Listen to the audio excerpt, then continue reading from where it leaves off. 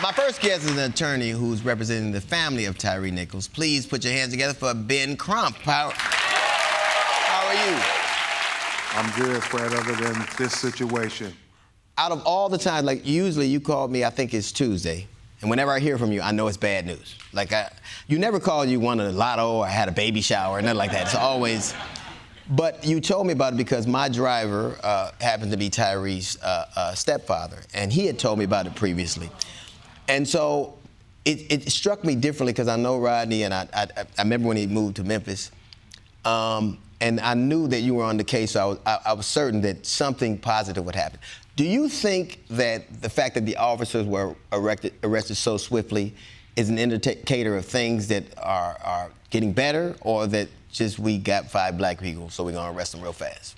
The police chief Davis said it was important that they take swift action, that they move swiftly to justice, DL. She said that because this video was so clear that the community needed to see that. And so I said to myself, they got fired, arrested, and charged in less than 20 days.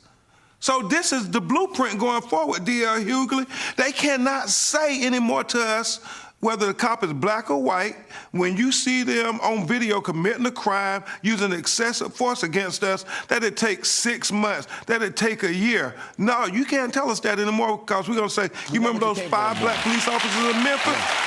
Y'all arrested them immediately.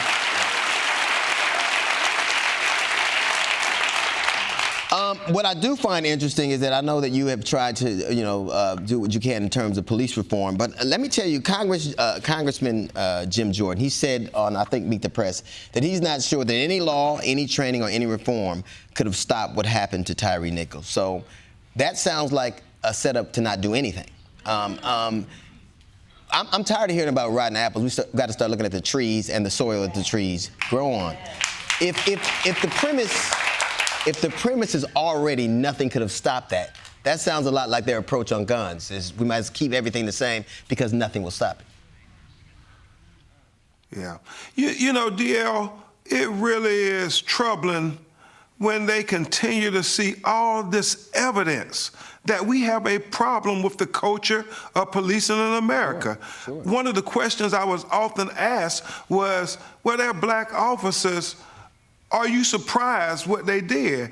And I said, no, because the race of the police officer isn't the determining factor of whether they're going to commit excessive use of force, but it is the race of the victim. And it's often black and brown people who bear the brunt of police brutality. I kid around with you a lot, but I will say this. It's the first time I've ever talked to you that I got scared. I've never heard a black man sound so weary, like just exhausted. So you got to make sure that you're around to make sure you're all right. Hey, no, thank you, DL.